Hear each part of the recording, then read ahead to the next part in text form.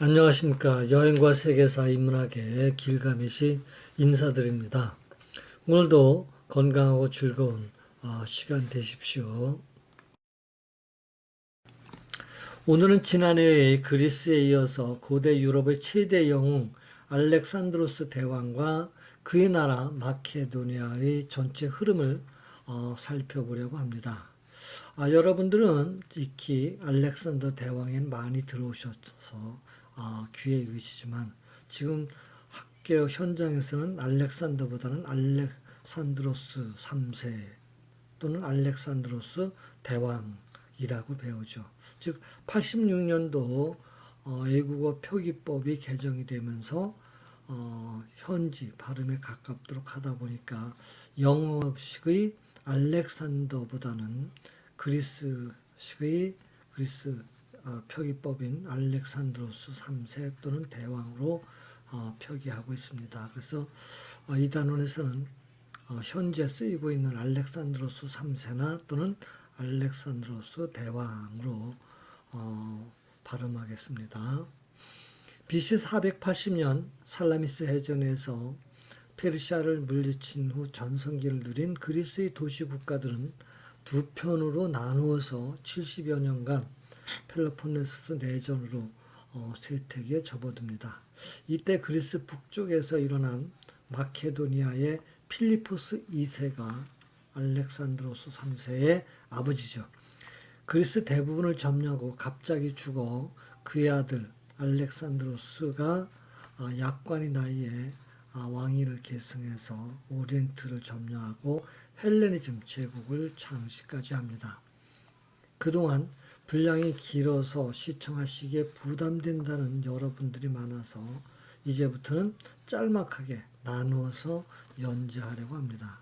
오늘의 주제를 4차 시로 나누어서 1차 시에는 마케도니아의 건국과 발전, 2차 시는 알렉산드로스의 업적, 3차 시는 알렉산드로스의 뒷얘기, 그리고 4차 시에는 알렉산드로스에 대한 평가 및 마이다스의 손과 고르디우스의 매드, 피로스의 승리, 마지막으로 현 마케도니아의 역사까지 함께 정리하려고 합니다. 4차시까지 시청하셔야 전체 흐름을 온전히 정리하실 수 있습니다. 부디 끝까지 함께 하시길 부탁드리며 이제 1차시 마케도니아의 건국과 필리포스 2세에 의한 발전 과정을 정리하겠습니다. 마케도니아라는 말은 키 큰 사람이란 뜻을 지닌 그리스 말에서 유래한 것으로 고대 이 지역에 살았던 부족들을 가리키는 말에서 이 지역을 지칭하는 지리적인 개념으로 확대됩니다. 그리스와 마찬가지로 BC 12세기경 북쪽에서 침입한 도리스 또는 도리아인들이 마케도니아인이 중심이 된 것으로 보입니다. 그리스 신화에 의하면 헤라클레스의 후손인 카라노스가 아르고스 왕조를 세우고 아르고스의 페르디카스가 베르미온 산에 BC 808년 또는 BC 640년경 마케도니아 왕국을 창건하였다고 합니다. 4세기 게르만족의 이동 이후 약 6, 7세기경에 2차 민족 이동인 슬라브족이 이곳에 정착하기 이전에 마케도니아인들은 그리스인들이라고 주장했으나 왕정과 일부 다처제를 유지함으로써 북방의 이민족 취급을 받기도 하죠. 잠시 페르시아의 지배를 받다가 페르시아 전쟁 승리에 일부 기여하여 그리스의 일원으로 인정받게 됩니다. 그리스의 문화의 영향을 받아서 일정 기간은 성장하는 했으나 왕권이 혼란해지고 거기다 그리스의 내전인 펠로폰네소스 전쟁에 휘말리면서 다시 어려움을 겪게 되죠. 어려웠던 마케도니아를 필리포스 2세에 의해서 어느 정도 안정이 되는데 그는 기원전 359년형 페르디카스 3세가 일리리아의 침림에 맞서오다가 전사하자 필리포스 2세는 어린 조카로부터 왕권을 찬탈하여 마케도니아의 25대 왕으로 즉위합니다. 그는 펠로폰네소스 전쟁 이후 그리스 도시국가들의 분열 상황을 이용해서 그리스의 영향권에서 벗어나 마케도니아의 부족을 모아나갔고 이후 성공적인 군사활동을 통해서 발칸반도 남부의 대부분 지역까지 차지합니다. 군사적 외교적 수단을 동원하여 아들 알렉산드로스 3세 대왕이 대제국을 이룩할 수 있는 토대를 마련했다라고 보여집니다. 그 첫째, 그는 18살까지 3년여간 테베에서 볼모로 지내는 동안 선진 그리스 문화와 레옥트라 전투에서 사선진 전법으로 최강 스파르타를 물리친 명장인 에파미논다스의 전술을 익혀서 본국으로 돌아와 최강의 군사력을 길러냅니다. 기병과 궁수들을 전문적으로 훈련시키고 보병은 팔랑크스라는 밀집 방진대를 도입하여 장창과 단검으로 무장시켜 종의 직업군대로 만듭니다. 이는 알렉산드로스의 동방원정의 큰 밑거름과 자산이 되어주죠.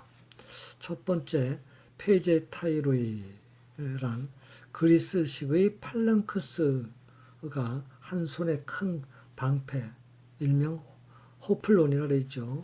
호플론을 들고 다른 손에는 2.5m의 창을 든 호플리테스의 밀집 방어였다라고 한다면 필리포스 2세는 창의 크기를 그리스의 2배인 5m 가량으로 크게 늘려서 사리사라고 부르고 무거운 창을 들기 위해서 방패는 작게 축소하여 가죽끈으로 묶어서 팔에 걸치고 16줄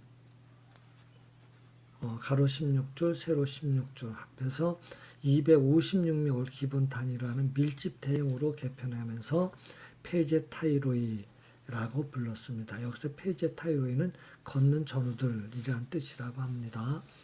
페제타이로이는 창이 길어서 사정거리가 배로 늘어나면서 그리스의 호플리테스들을 상대로 우위를 점할 수 있었을 뿐만 아니라 기병을 상대로 해서도 강력한 방어력을 유지할 수 있었다고 합니다. 두 번째, 헤타이로이 들은 친우, 영어로는 컴패니언스라는 뜻을 갖고 있어 왕의 친우들이라는 의미로 불리기도 했는데 왕의 친위대 겸 페제타이로의 약점인 측면 방어를 목표로 한 중무장한 기병대였다고 합니다. 초기에는 헤타이로이드도 장비를 개인이 부담하다 보니까 중산층 이상의 시민이거나 귀족이었지만 차후 금광이 개발되면서 모든 비용을 국가가 부담하는 함으로써 최초의 직업군인화가 됩니다. 방패는 사용하지 않고 청동제 투구와 흉갑을 착용하고 장창이었던 아까 사리사보다는 좀 짧은 크시스톤, 일명 큰 창이라고 하는 크시스톤을 중위로 사용합니다. 세 번째, 망치와 도루전법은 에피미논다스의 사선진 전법으로부터 주공과 조공의 개념을 도입해서 병력을 둘로 나누어서 운용하는 방법을 배워서 기병을 주공부대로 보병을 조공부대로 운영합니다. 즉 보병에게는 대장간의 모루, 즉 저지부대의 역할을 맡겨서 적을 붙잡아 두도록 하고 기병들로 하여금 대장간의 망치, 즉 타격부대로서 역할을 부여하여 적의 측 또는 후방을 타격하도록 하였습니다. 이후 이와 같은 주공과 조공의 구분 및 망치 모루 전법은 전략가들에게 기본 상식으로 계승됩니다.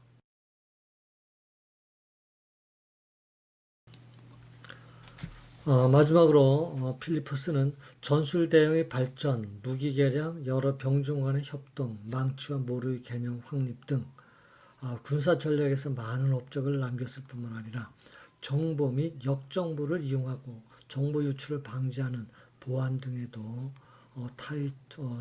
추종을 불허합니다. 그래서 필리포스는 사전에 정보 없이는 어떠한 결정도 내리지 않았다고 합니다. 자, 이와 같은 필리포스의 통합군에 의한 새로운 전법은 당시 그리스인들에게는 가히 혁명적이었고 알렉산드로스의 무패의 동방원정에 큰 바탕이 되기도 합니다. 세 번째, BC 354년 델포이 신전과 관련된 그리스 내전인 제3차 신성 전쟁에 참여하여 북부 그리스의 패권을 확립합니다. BC 338년 카이로네이아에서 알렉산드로스의 활력으로 아테네와 테베의 연합군을 분쇄하여 그리스 전체를 장악하게 됩니다. 기원전 337년에는 스파르타를 제외한 모든 그리스 국가들을 신코린투스 동맹, 일명 헬라스 동맹으로 결성시켜서 이를 자기 휘하에 둡니다. 마지막으로 페르시아 침공을 위해서 1만 명의 선발대를 헬레스폰트 해역으로 파견하는 등 페르시아 정복을 위한 만반의 준비를 끝내고 실행만 남겨놓은 기원전 336년 그의 나이 46세에 자신의 경호원인 파우사니아스에게 갑자기 살해됩니다. 그의 갑작스러운 죽음에는 여러 의견이 있지만은 필리포스 2세에 이어서 자신의 아들인 알렉산더 대왕을 왕자에 앉히려고 하는 어머니 올림피아스의 계략이 있지 않았나라는 것이 대체로 의견의 일치를 보이는 것 같습니다. 필리포스 2세의 업적과 평가는 보는 이에 따라 차이는 있지만 대체적으로 긍정적인 것 같습니다. 첫째, 그는 단순한 부족 국가였던 마케도니아를 민족 국가로, 더 뛰어난 군사 전략과 무기를 혁신함으로써 세계 최강의 군대를 육성해서 발칸반도 전체를 대부분을 지배하게 되고 전쟁보다는 의결을 또는 최대 성과보다는 제한된 목표를 추구하는 등 협상가적인 면도 있었다라고 하고 전투 지휘관으로서는 맹장이었다라고 한다면 행동에 있어서는 굉장한 외계 전략가였다. 그래서 결론적으로 알렉산더 대왕의 정복 전쟁의 기반은 아버지인 필리포스 2세가 다져놓았다라고 해도 과언이 아닌 것 같습니다. 즉 구체적으로 학자들 가운데에는 알렉산더 대왕의 군사력은 사실 필리포스 2세가 다 만들어 놓은 것이고 군사적 재능도 아버지가 뒤떨어지지 않고 정치력도 아버지가 더 뛰어나다. 다시 말해서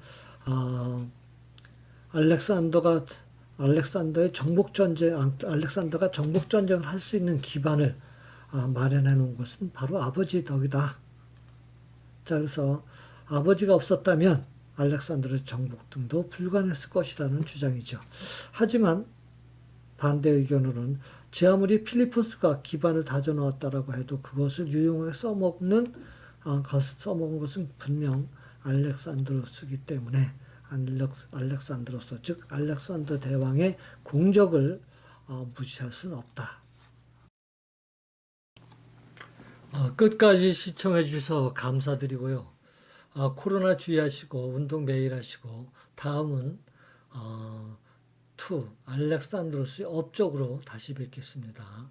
길가메시였습니다.